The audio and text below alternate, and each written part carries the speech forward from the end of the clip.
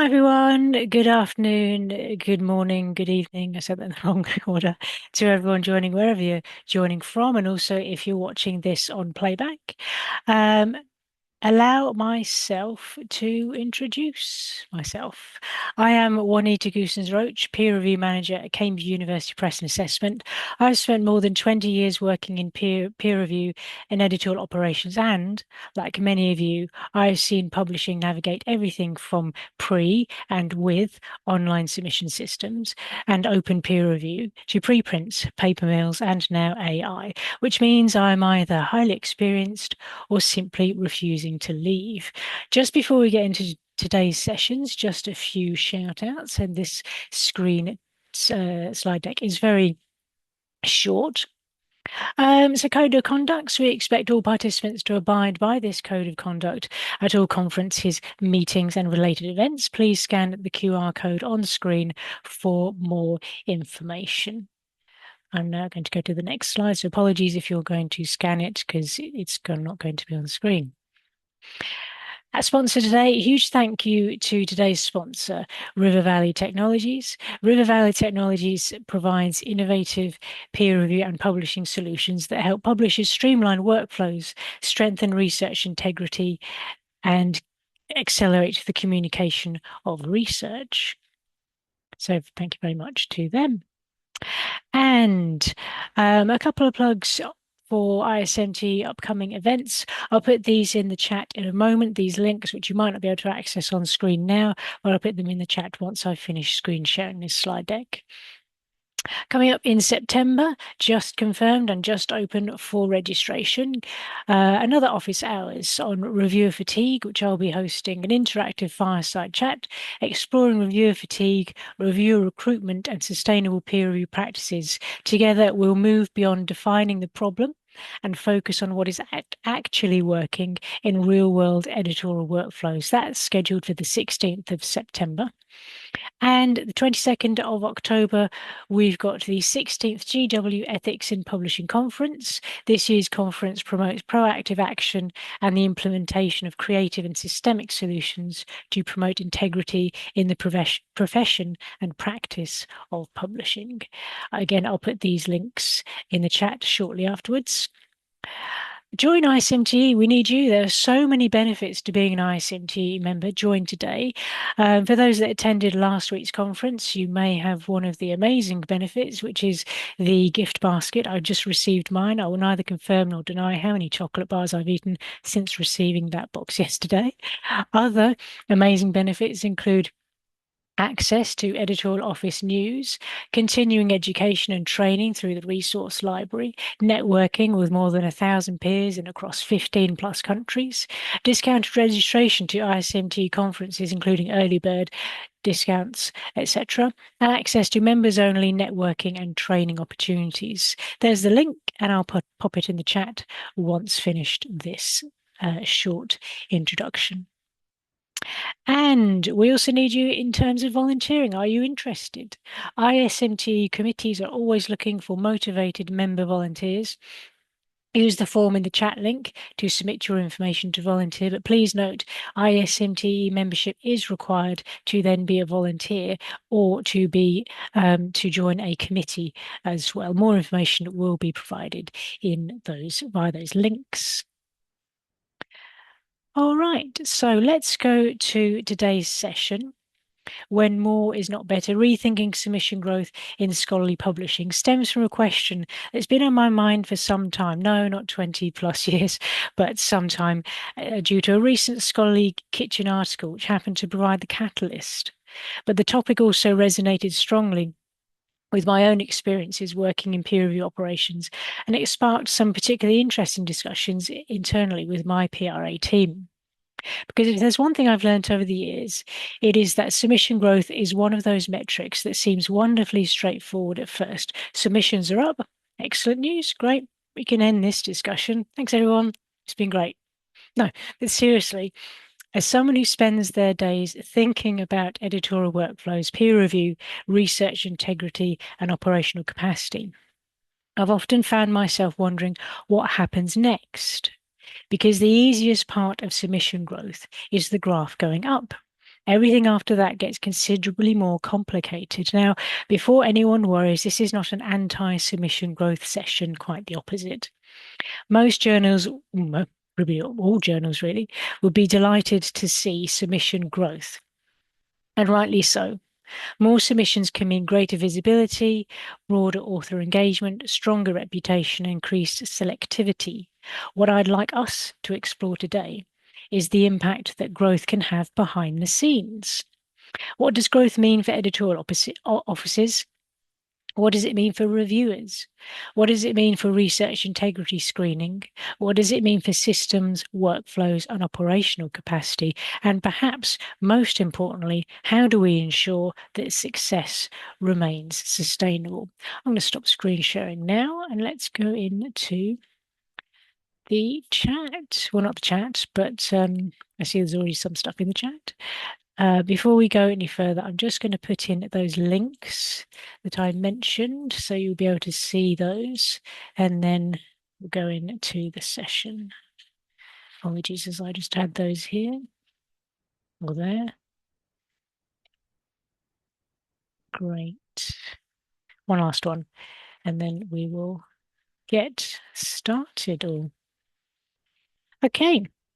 So this is an office hours rather than a webinar. So please make full use of the chat, share your experiences, challenge assumptions, and add your questions, if not solutions. I might not have the answers or any answers. So with that, let's start with our first poll. Historically, have rising submission numbers been considered a positive indicator for your journal or journals? You can only choose one. Is it always, usually, sometimes, rarely, or never? So when you think about submission numbers rising, is that a positive indicator for your journals? I'll just give a moment for people to mark their responses. I can't see any responses, so hopefully people are entering their responses there. All right. Great. Is there any way I can see responses? Great, thank you. Thank you so much. So usually, I think is the 58% of you who put in your responses there say usually having rising submission numbers is considered a positive indicator. 27, about a third say always, 15% sometimes, and 0 said rarely and never. Great. All right, so more submissions, yes, have traditionally been viewed as a sign of journal success. Of course, nobody ever proudly announces at a board meeting, excellent news, we've got exactly the same number of submissions as last year. Oh, that's fantastic. No, growth is good, but growth has consequences. We spend a lot of time celebrating increased submissions, which we should, but not enough time discussing the operational peer review and research integrity implications that come with those amazing increase of submissions. When journals report record submission numbers, the reaction is positive and understandably so. But I'm curious about what happens next. What does that growth mean for editorial teams, reviewers, systems, workflows, and research integrity efforts? That's what I would like us to explore together today. So the big question is, are we still using submission volume as a proxy for success? Submission growth is not new. Journals have been experiencing growth for many years, driven by factors such as an increasing research activity, global publishing pressures, and the well-known publish or perish culture, and other reasons for increase as well. What feels different today is not simply the volume of submissions, but the additional pressures accompanying that volume, from AI-assisted manuscripts and research integrity concerns to reviewer fatigue, and operational workload, such as increased initial submission checks, peer review requirements, even if format neutral, metadata/submission file comparing, etc., and all those checks that go with it. Not only have the number of submissions increased, but also the number of quality and research integrity initial checks increased also, because obviously more submissions, more checks as well, but more checks have been increased along with those submissions we have to do anyway. Today's discussion is not about whether submission growth is good or bad. It's about understanding the implications of that growth and how we manage it effectively. I'd like to start with a simple question. When you hear that submissions to a journal have increased by 10%, 20%, or even 50%, what's your immediate reaction? For many of us, the reaction is probably positive. More submissions can mean greater visibility, stronger brand recognition, broader author engagement, and potentially more selectivity. For many years, increasing submissions has been viewed as a sign of a healthy and successful journal. Please put your thoughts and comments in the chat what you think about an increase in submissions as we go through. I might not be able to engage with all the comments, but I will try. So let's set the context. What I find interesting is that submission growth is not a new phenomenon. No, for decades, longer than that, scholarly publishing has operated within a publish or perish culture. Researchers are under increasing pressure to publish for career progression, promotion, funding, institutional ranking, and professional reputation. At the same time, we've seen enormous growth in global research outputs, particularly from countries with rapidly expanding research communities. As a result, many journals have been experiencing rising submission volumes for years, and that is a good thing. But let's bring it closer to home to you. The challenge is that every submission creates work. Submissions are a bit like cats. I should know, I have lots. Nobody tells you to stop at one.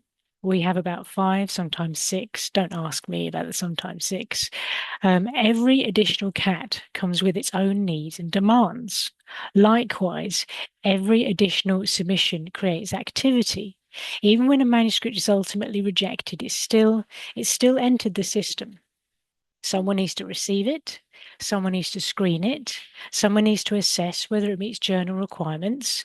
Someone may need to conduct plagiarism checks, ethics checks, or research integrity assessments. Someone may need to communicate with the author.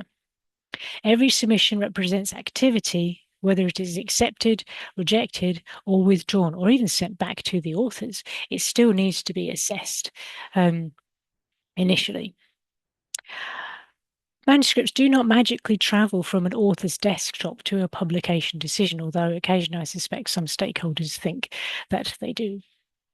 Now let's transition to today.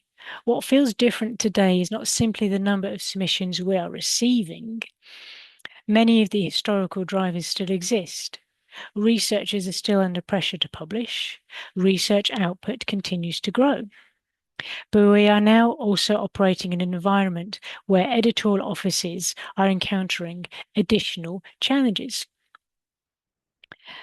So let's introduce today's factor. We hear increasing discussion around AI-assisted manuscript creation, low-effort submissions, suspicious or potentially fraudulent papers, paper mills, as someone said in the chat, increasing demands on integrity screening. And alongside that, many editorial offices are facing stretched resources, reviewer recruitment challenges, increased expectations around quality control, and greater operational complexity, to name but a few. So the question I would like us to explore is not, is submission growth good or bad? I think most or many journals, growth remains a positive indicator. The question is more, what happens when that growth meets finite capacity? What happens when increasing submission volumes collide with limited editorial resources, limited reviewer availability, and growing research integrity expectations? So I ask you to look to your own journals or organizations, and please add this to the chat. Has the nature of submissions changed in recent years? Are you seeing more low quality submissions? Are you spending more time assessing manuscripts before an editor even sees them? And does submission growth feel like an opportunity, a challenge, or both? I'll try and put those questions in the chat. Just feel free to answer them, I'd say amongst yourselves, but to continue the discussion. So while submission growth may be a sign of a success, success also needs to be sustainable. And that brings us to our next question. Where are organizations actually feeling the pressure? So we move on to our second poll, hidden costs. Which area is most affected when submission volumes increase? Is it editorial office workload, reviewer recruitment, editor workload, research integrity checks, or system vendor costs? Now, you can't choose all of them. You have to choose only one. I've made it hard.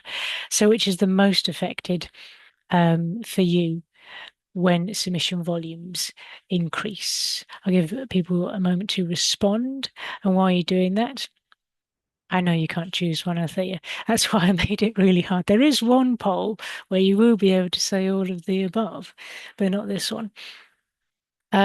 So give people just one more moment. Yes, exactly, Megan. Which stakeholder is the loudest? That's a really good point, actually. Great. All right, let's look at those results. So nearly half of you said editorial office workload. Then the next, just under 30% said editor workload. Then just under a quarter said reviewer recruitment. Only 2% said research integrity checks, and no one said system or vendor costs. So I think we all agree editor office workload. Editorial office, sorry, workload is definitely most affected when submission volumes increase. So I would encourage you to not just think about where growth is most visible, but where it creates work, as Megan said, who's the loudest, that people perhaps do not see. I think one of the reasons this topic interests me is that we naturally focus on the visible side of submission growth.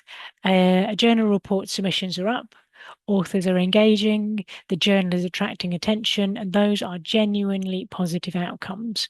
What we often do not talk about is what sits underneath those numbers. And every submission has a cost. I don't mean like monetary value associated with it, but it can be in terms of resourcing, time, workload. One of the discussion points that came out of our internal conversations with my PRA team was a deceptively simple question. Do we fully understand the resource burden per submission? Again, not monetary, but time, workload. Because every submission creates activity, not every manuscript, however, reaches peer review. Not every manuscript reaches an editor. Not every manuscript reaches a decision letter. It could be withdrawn. It could be unsubmitted, never to be submitted. But every submission enters the system, and a submission may be desk rejected in 10 minutes, but it can generate 10 minutes of work for 5 different people before that happens. So let's walk through the workflow. I'm not going to walk you through it because I'm sure you're all quite up to date with the peer review process. But I often think it's worth taking a step back and consider everything that can happen before a manuscript even reaches peer review. And by peer review, I mean the time with reviewers from the moment that first reviewer is invited to the time when the review is completed. So peer review, if you think of it by definition, not when it is submitted. So what happens before peer review? For example, submission checks, format checks, ethics checks, plagiarism checks, author correspondence, scope assessment, editor allocation, research integrity review. Each step may only take a few minutes, but multiply that by hundreds or thousands of additional submissions per journal, a suite of journals portfolio-wise as well. Suddenly, what appears to be a growth on a dashboard becomes a significant operational workload. The problem with dashboards is that it rarely shows the person quietly screaming behind them, and I've been there behind the screen screaming. So I'm curious, for those of you working in editorial offices, whatever your capacity, which parts of the workflow are taking longer than they did a few years ago, or however long you've been in post? Please put your thoughts, comments in the chat. This could be screening, author support, not screening, author support, reviewer invitations, integrity checks. Which parts of the workflow now are taking longer than they did a few years ago. You don't have to think about why, you don't have to think about a solution. You can just think, this takes a long time because, yes, and screaming as well. Screaming and screening. I started something there.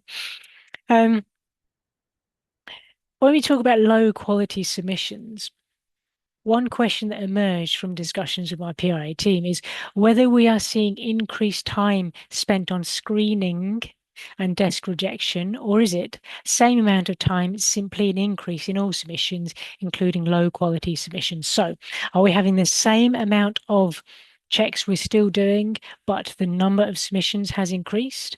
Or are we seeing both an increase in the number of checks we have to do and the number of submissions as well? So not only are we checking for more things, which we probably are with AI, as we'll come to later, but also the number of submissions is increasing as well. I suspect many of us have experienced this.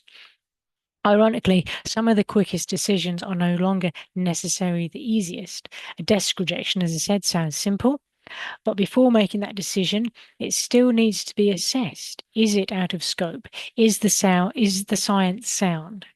Is there a possible integrity concern? Has AI been used appropriately? Is further investigation needed? We still need to treat it as if it would go through to peer review with the reviewers.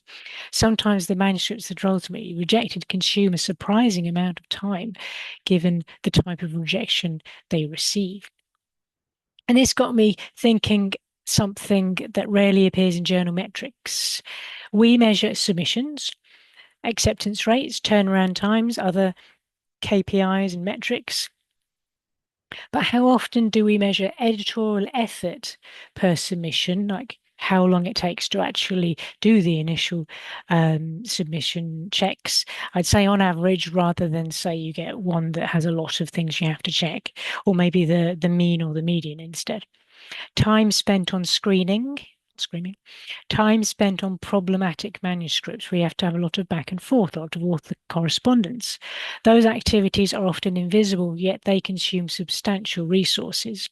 I've yet to encounter a dashboard tracking editorial size, as in per manuscript, although I suspect some journals will produce fascinating data at how many size were undertaken in terms of submission checks. Yes, we do have more policies as well, Sally, to consider than we used to as well. A lot of that is to do with AI and other research integrity checks, as well as we'll come to later. Um, let's talk about research integrity layer. Many journals are now conducting far more checks than they were 5 or 10 years ago, or even 6 months ago, which is absolutely appropriate. But it also means the cost, again, not monetary workload, time instead, associated with each submission may be increasing, regardless of whether submission numbers remain stable. So, like I said, are we having more submission checks? So I'm hand disappeared, as well as more submissions, or are we having the submissions themselves are still growing, or is it more submission checks, same amount of submissions? So it's probably this: more checks, more submissions.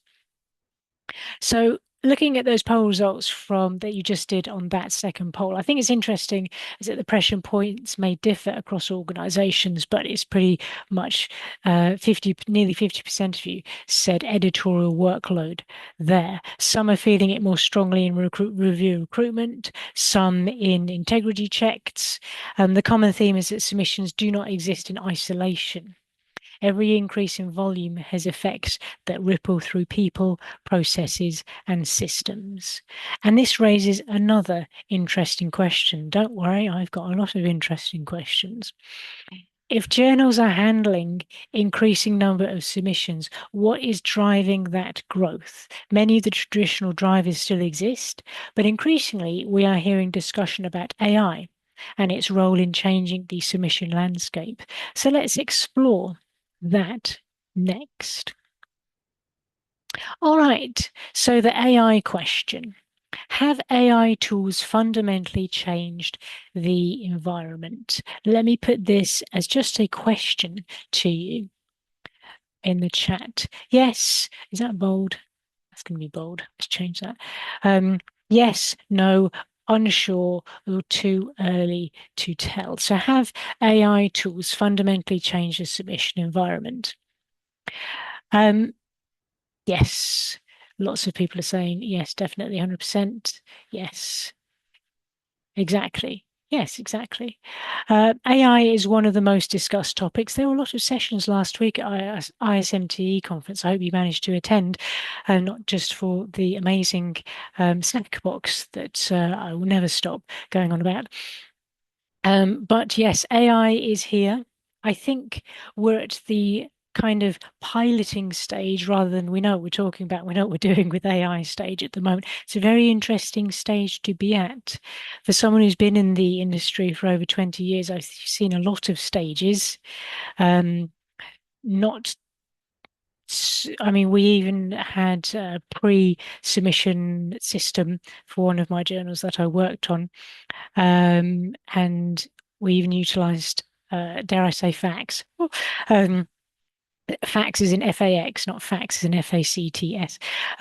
So yes, I've seen a lot of change. I've seen a lot of change in the past few months, even in terms of AI. So I'd be surprised if we do not spend at least a little time talking about AI today.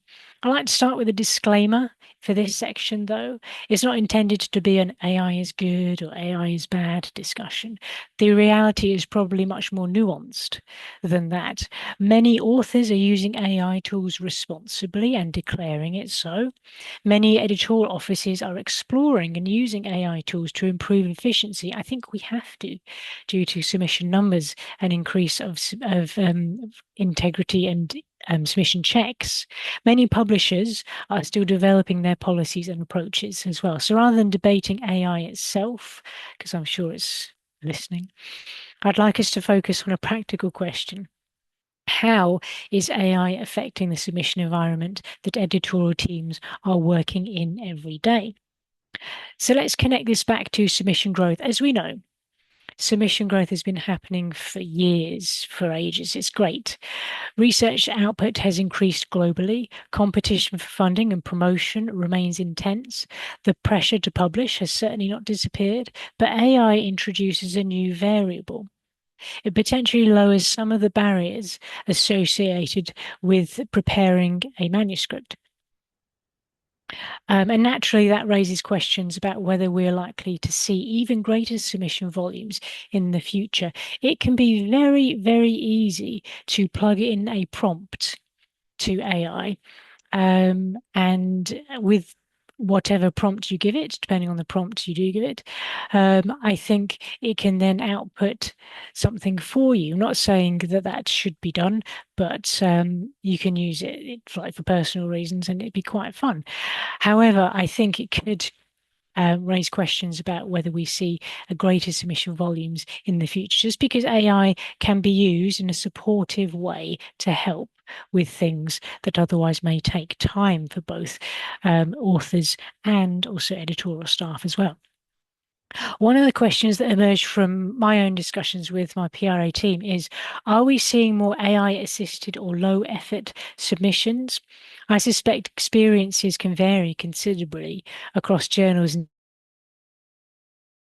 a substantial change. One of my line reports, she even said that she can see when a manuscript may have used AI in the writing, or a reviewer even potentially in their writing there. Others may already be encountering manuscripts where the use of AI appears obvious, and many are somewhat in between. So, what changes, if any, have you noticed in submissions over the last 12 or 24 months? Let me put this in the chat and with some prompts there as well. Let me get rid of that plus mark there. Great. Just talk amongst yourselves. Put it in the chat. I will try and call out some things as I see. So, one of the interesting ironies here is that AI may improve some aspects of the manuscripts. Language may be clearer, formatting may be better, cover letters may be more polished, but that does not necessarily make a manuscript stronger scientifically. To borrow an example sitting right in front of you today, some of you may have noticed I'm wearing what appears to be a bow tie. Yes. The reality is that I cannot tie a bow tie. I'm definitely not Jane Bond, and the whole thing is currently being held together with safety pins to stop it falling apart. From a distance, it looks perfectly respectable. It's great. Yeah. But up close, there's a bit more complexity going on here. Manuscripts can be similar. Improved presentation can make something look more polished, but it does not automatically change. Thank you. It does look fantastic, but mainly because I can't tie the tie, so I'll go with that, Helly. But it doesn't automatically change the quality of what lies underneath. And I didn't use AI. I suppose, you know what? After this, I could use AI. Well, I could just Google it on YouTube. Other search platforms and video platforms are available, I should say. I think I will look up how to tie a bow tie. All right, so editorial officers may find themselves spending more time assessing content that appears polished on the surface, but still requires careful evaluation underneath, rather like determining whether today's bow tie reflects secret agent sophistication or a last minute application of safety pins. So, to screening and confidence, how confident are we in identifying and handling AI assisted submissions appropriately? There was some discussion last week about declarations, authors declaring it, of how they've used it, and also how they define to themselves AI usage as well. Not because editorial teams are incapable, because expectations are evolving very quickly. I've seen this in the past 12 or so months. Guidance is evolving, technology is evolving, and sometimes the confidence level of those making decisions is evolving too. So I'm curious, do you think AI is creating entirely new challenges, or is it simply amplifying challenges that already existed? For example, pressure on screening, concerns about quality, research integrity checks, and reviewer workload. Were those issues already present with AI there simply accelerating them, or has AI fundamentally changed the game?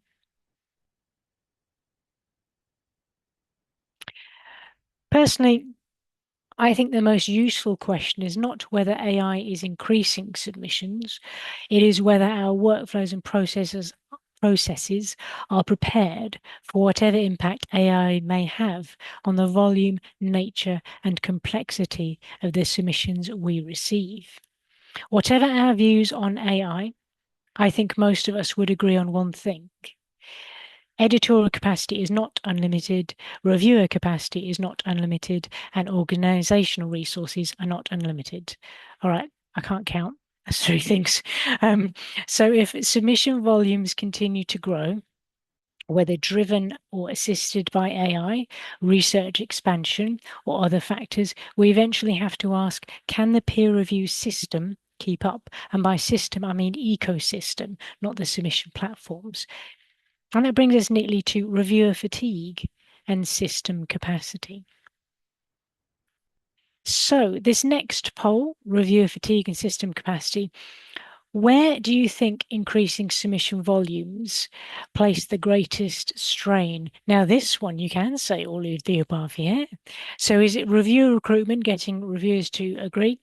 Reviewer responsiveness, reviewer recruitment, inviting reviewers, reviewer responsiveness, getting them to agree and complete their reviews, editor workload, so editors searching, selecting, inviting reviewers, editorial office workload, so any checks needed to be done, user database maintenance that needs to be done, research integrity checks regarding reviewer fatigue, or all of the above. But if you pick one, you can only pick one unless it's all of the above. So I'll give you a minute to select one of those. You can select all of the above.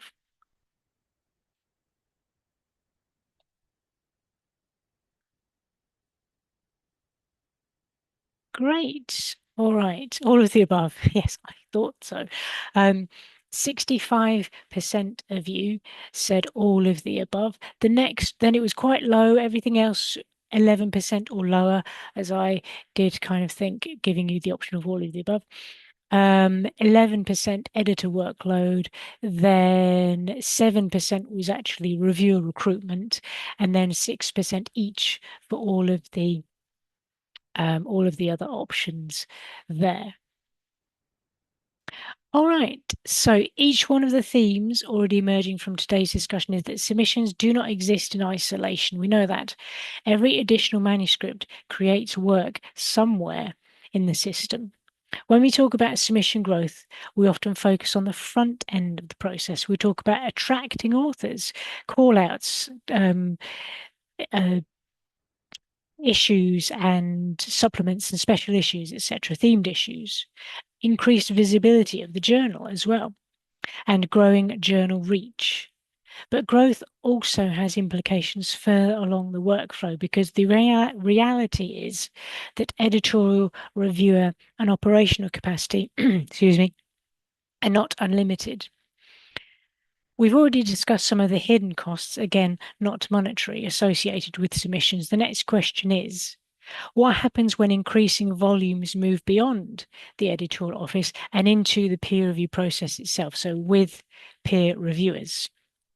During my own internal discussions with my PRA team, one of the questions we explored was, are increasing submissions directly impacting reviewer availability or turnaround times? In fact, we discussed that this morning, my morning, as I'm based in the UK, as it might be already morning for you. I suspect experiences vary considerably across journals and disciplines, but many editorial teams report that reviewer recruitment feels more challenging than it did in the past, probably because there's more submissions. So, has securing reviewers become harder in your organization over the last few years? I'm going to put this question and a couple of prompts in the chat for you to chat about. Put that in there. There we go. So, has securing reviewers become harder in your organization over the last few years or recently? Is it because there's more invitations required? No, it's never been easy, Alana, but definitely seeing an increase in time to find reviewers. Yes, exactly. More reviewers, longer response time, more declines for whatever reason, a smaller pool of willing reviewers, heavier reliance on the same individuals, trying to get editors to expand their reviewer pool. Sometimes it's hard though. You get a niche submission that it can potentially be reviewed by a select amount of people who are already busy. One thing I often find myself reflecting on is that peer review capacity, similar to our editorial workload capacity, does not necessarily grow at the same rate as submission volumes. A journal can receive more submissions, authors can submit more papers, publishing technology can become more efficient, all to counter increase in submissions. But reviewers are still balancing peer review along their research, teaching, administration, grant applications, clinical work, and a long list of competing priorities, not to mention caring responsibilities and personal priorities as well. So I'd be interested in your thoughts on this. Is reviewer fatigue actually reviewer fatigue, or is it a symptom of system capacity being stretched? In other words, are reviewers becoming less willing to review, or are we simply asking more and more of a finite reviewer community? Or have we finally reached the stage where asking the same people for the 15th review this month is producing a predictable response? Of course, it's not just reviewers. Editors are also part of this conversation. Many editors are screening more submissions as we talk about submission growth, handling more desk rejections, addressing more integrity concerns as that need rises, spending more time identifying reviewers because of submissions increase. So when we talk about system capacity, we're really talking about a much broader ecosystem. And this links directly to another question. We have lots of questions internally with my PRA team. Are we overstretching the reviewer pool? And if so, how do we mitigate this? I don't think there's one universal answer. I'm not going to try and answer it here. Different journals are experimenting with reviewer recognition, reviewer mentoring, expanding reviewer pools, improving reviewer matching, reducing unnecessary reviewer burden as well. But I suspect this remains one of the biggest operational challenges facing scholarly publishing. In fact, reviewer fatigue is such a substantial topic in its own right that ISMTE will be hosting a dedicated office hours discussion on reviewer fatigue and what's actually working in practice is linked to submission growth. I'll be leading those discussions in a fireside type chat with one of my line reports, Roshina Barada. More focused discussions on reviewer fatigue to come in September, as we won't have time to even hit on that even slightly today. Today's conversation focuses on the relationship between submission growth and system capacity, but the reviewer fatigue system will give us an opportunity to explore potential solutions and practical approaches in much greater detail of that one topic. I think one of the key questions emerging today is whether our systems are scaling at the same pace as our submissions, because submission growth is a sign of success or can pretty much be measured as a sign of success. But sustainable success requires capacity. So editorial capacity in the editorial offices, reviewer capacity, getting the reviewers to agree and also submit their reports within time, operational capacity, research integrity capacity as well. Without those, growth can begin to create pressure through the entire workflow. And that naturally raises another question. If increasing submissions create additional pressure on people and systems, should we be thinking differently about how manuscripts enter the workflow in the first place? Should stronger filtering, triage, or other approaches play a bigger role? Let's discuss. So, we talked about submission growth.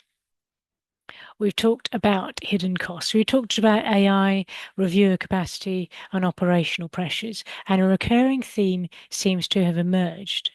Many of the challenges we have discussed do not begin at peer review, they begin before that. They begin at the point a manuscript enters the workflow. Because if increasing submission volumes create additional pressure on editorial teams, reviewers, systems, and research integrity processes, it raises an interesting question.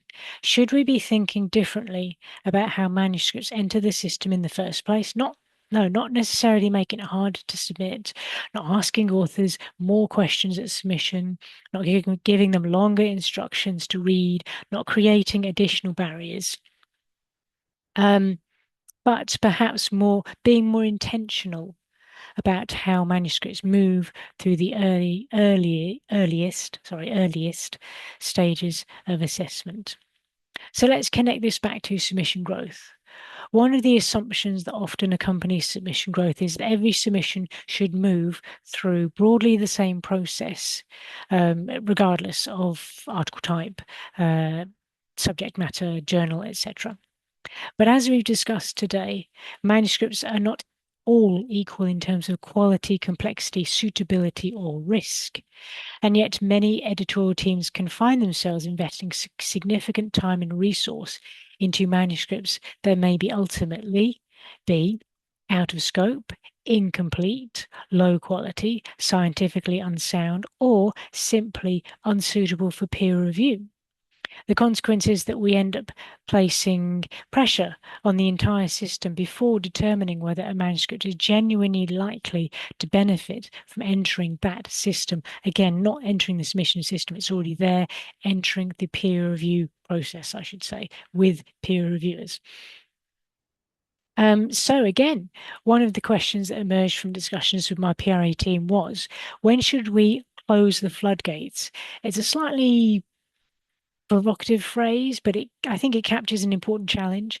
Should stronger initial filters be introduced? What would effective early stage triage actually look like? I don't have any answers. I just had the questions. And where should responsibility sit with editorial offices, with editors, publishers, or perhaps some combination of all three?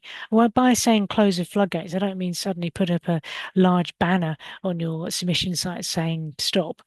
Um, but think about how might that look. Early stage triage rather than closing the floodgates to peer review. Early stage triage. How can we combat that growth in submissions versus the continued and also continued growth of checks that we have to do? I'd be interested in hearing your thoughts on this. So please put your comments in the chat. I'll put some questions here. Are we seeing greater use of early stage triage? Put it in and then I'll read them. Has your journal introduced additional screening processes in recent years? What makes a genuinely effective triage process? Can stronger filtering improve quality without creating unnecessary barriers? And where should the balance sit between efficiency and inclusivity? I'll let you just continue that chat amongst yourselves. We've got a little bit more to cover here. And perhaps the most interesting question, at what point does filtering become gatekeeping? I'll give everyone some time to share their thoughts as we continue this discussion. One thing I find interesting is that we often discuss triage as though it is fundamentally about rejection. No, I'm not convinced that it is. At its best, triage is really about resource allocation. It's about ensuring that editorial effort, reviewer effort, integrity effort are focused where they can add the greatest value. To borrow today's cat analogy one final time, when someone, let's say it's me, when someone suggests bringing home another cat, the first question in our household is not, do we like cats? That's already been answered. The question is, can we support another one responsibly? Perhaps journals need to ask similar questions about workflow capacity, not can we receive more submissions, more can we support those submissions appropriately once they arrive. So I sometimes wonder whether our industry has become extremely good at encouraging submissions and considerably less comfortable talking about limits. Because I've talked about this a lot, capacity is not unlimited, reviewer time is not unlimited, editorial time is not unlimited, that goes for energy as well. Research integrity resources are not unlimited, and recognizing limits is not a sign of failure. In fact, understanding capacity may be one of the most important aspects of sustainable publishing. And there's also an interesting distinction between filtering for quality and filtering for capacity. Those are not necessarily the same thing. I mean, it's not in words. A manuscript may be suitable for peer review, but still enters a system that's already operating at or beyond capacity. And that forces us to think not only about what deserves review, but whether we have the resources to review it effectively. Deserves is quite a strong word there. Personally, I do not think the answer is simply we need more filtering, nor do I think the answer is we should allow everything through. The answer probably lies somewhere in between. Again, I don't have the answers, but I do have a lot of thoughts sharing with you today. The question is not whether manuscripts should enter the workflow, no. The question is whether we have designed workflows that allow us to invest the right amount of time and effort at the right stage for the right manuscript. Again, right. Because every unnecessary task consumes time. Every unnecessary review invitation consumes capacity. Every avoidable bottleneck affects authors, reviewers, editors, and staff alike.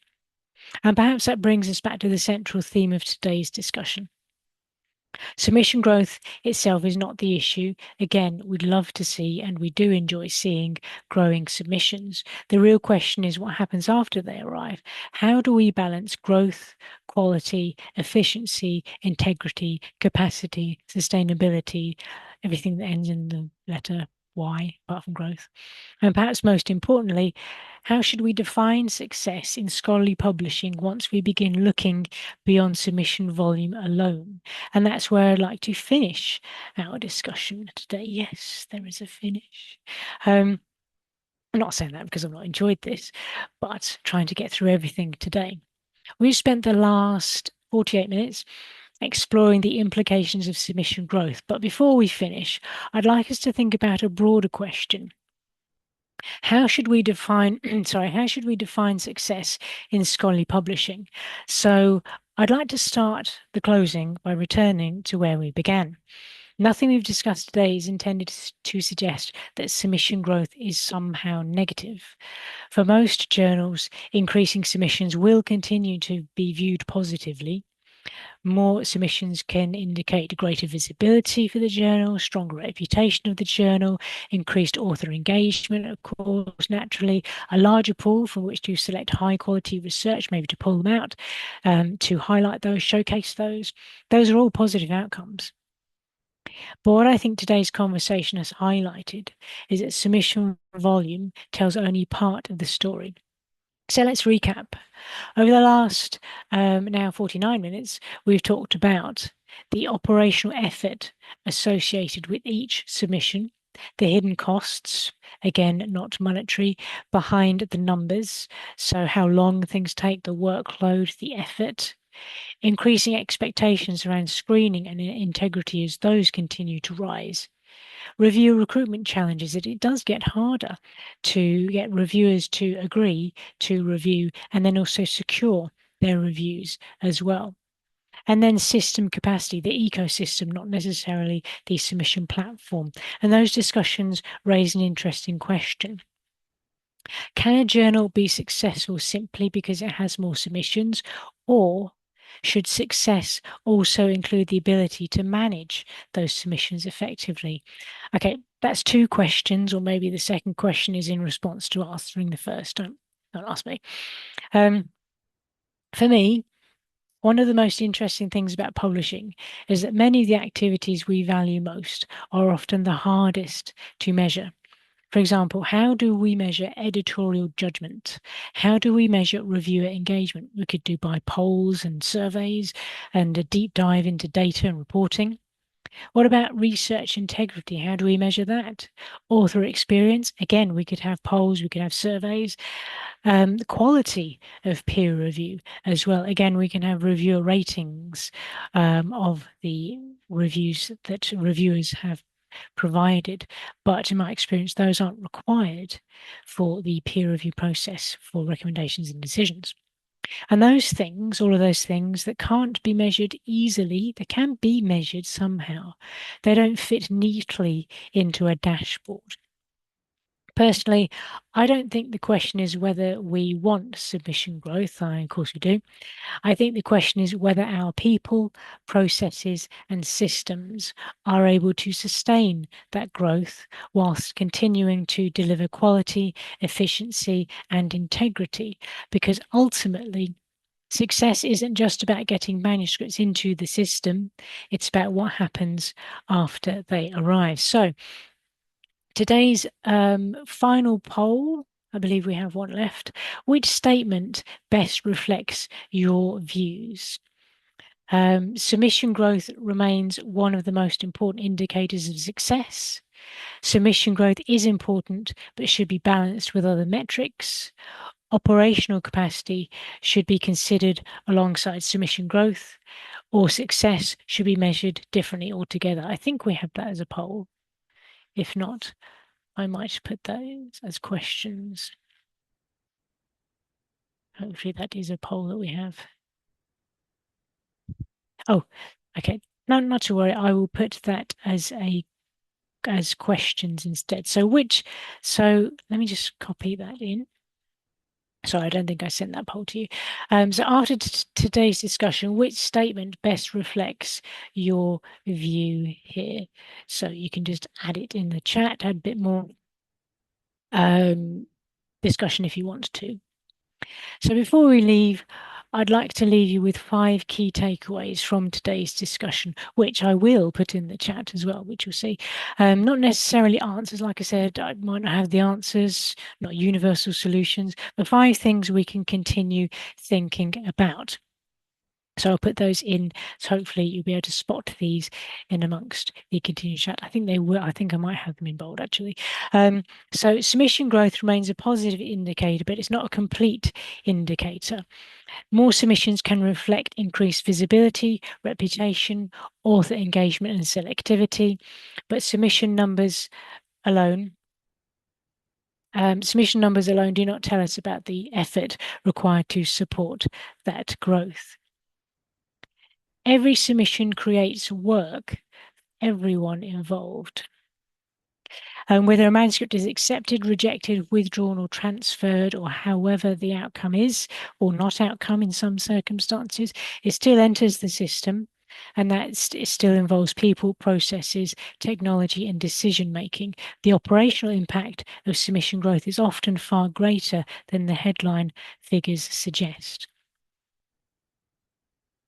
Capacity is a strategic consideration, not just an operational one. Editorial teams, reviewers, editors, and research integrity staff are not unlimited resources. Sustainable growth depends on understanding and protecting that capacity wherever we can.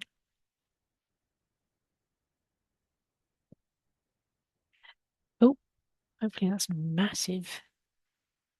Is that bigger than? Oh, sorry, that's rather large text. Sorry, it seems to be getting bigger. Early stage assessment matters more than ever.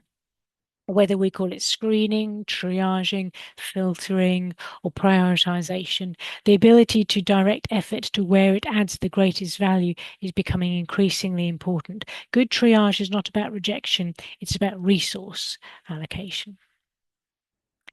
And the fifth key takeaway, this one, that's normal size this time.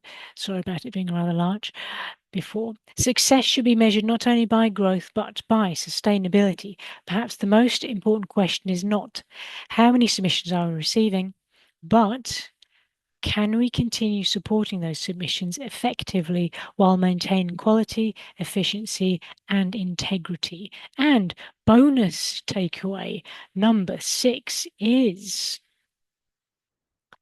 never assume the bow tie is real. I mean, it's real, I just can't tie it. Today's discussion has taught us that appearances can be deceptive. Some manuscripts look stronger than they are. Some metrics tell only part of the story. Some bow ties suggest secret agent sophistication when they're actually person can't tie it and is actually just being held together by safety pins.